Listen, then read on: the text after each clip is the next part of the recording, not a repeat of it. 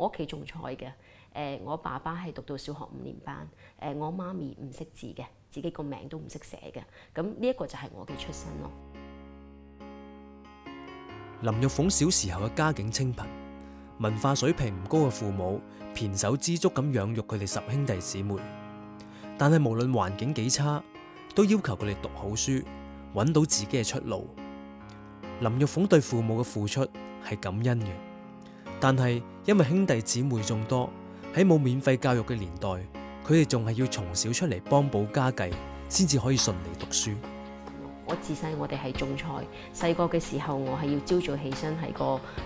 農地嗰度啦，我哋叫菜地嗰度幫咗手先至可以返學。放學返到屋企第一件事都係喺個菜地嗰度幫手。我係咁樣大嘅。我中學成個階段每個暑假我都係去工廠嗰度做女工，朝早返8點，夜晚放10點，我係咁樣嚟嘅。即係以前我哋種菜出身，我做工廠妹，但係我繼續讀書，我繼續奮鬥落去嘅話呢，有一日我可以喺大學嗰度教書。咁但係呢啲機會唔應該淨係得我哋呢一代有，我哋覺得澳門嘅下一代都可以有。咁譬如呢一樣嘢，我覺得好重要嘅咧，就係當個社會俾人哋見到係有希望，大家讀唔同嘅科都覺得有一個出路，有一個可能嘅時候咧，呢個先至係一個好嘅社會，大家願意繼續喺度生活落去嘅社會。咁澳門人對呢一個社會如果係有歸屬感嘅話咧，咁成個社會都會建設得更加好咯。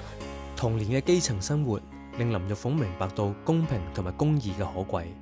因為冇公平同埋公義，生活喺社會基層嘅小市民要努力掙扎向上，絕對唔容易。佢認為澳門應該要令每一代嘅年輕人都可以好似佢哋嗰一代咁樣成就夢想，所以社會嘅發展方向非常重要。呢一個就係佢選擇辦雜誌、寫專欄同埋喺電視電台評論節目努力發聲嘅原因。今日嘅林玉鳳總會喺繁忙嘅工作中抽時間返到去小時候生活嘅社區，探望一下老街坊，提醒自己舊日嘅澳門雖然窮，但係人人都有向上嘅志氣。佢希望呢種爭氣嘅動力可以一直保持落去。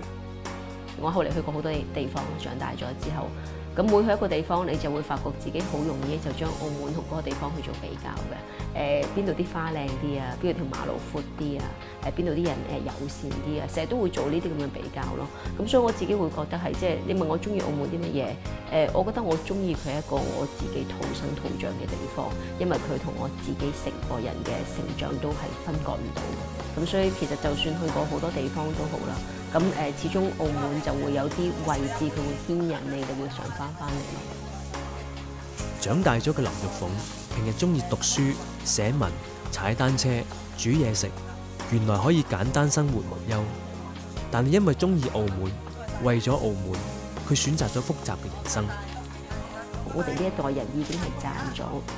我哋賺咗自己嘅事業，好似我咁仲賺埋一個名氣。咁但係我哋賺咗呢啲嘢，唔應該淨係為自己嘅更大嘅名氣服務，或者為咗自己個人嘅生活嘅舒適服務。我哋係應該要將呢啲嘢貢獻翻出嚟，令到我哋嘅下一代都可以好似我哋咁樣，有一個上升嘅空間，可以向上流動，有好多嘅機會，生活唔會太辛苦。跟住起碼你會覺得當時我成長嗰個過程就係你好知道個社會有希望嘅，只要你勤力，你一定得，你一定可以上到去某一個位置。咁而跟住我哋係即係當年我哋叫做由歐案之後，我哋睇到嗰個社會就係唔係太多唔公平、唔公義嘅嘢發生緊。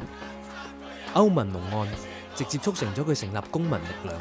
希望可以集合澳門唔同嘅力量，一齊監察政府施政。爭氣呢個概念，亦即係每一個人只要肯努力，用好手中嘅權力，就一定可以改變社會。當我哋手上明明有嗰個權力嘅時候，有嗰個權利嘅時候咧，我哋都唔好好去運行嘅話，有一日如果呢一個權利俾人剝奪嘅話咧，咁可能就冇人幫我哋講説話咯。爭氣一樣咧，就係話第一所謂頭先我講緊，無論你見到任何社會不公不義嘅事，你都要去做啦。咁但係你起碼你要做一樣嘢，我哋個社會，如果我哋最終希望變得更加好，我哋希望有一個民主制度。咁你想有個民主啲嘅制度咧，你今日咧就先要將你嗰個民主嘅工具咧用好佢先。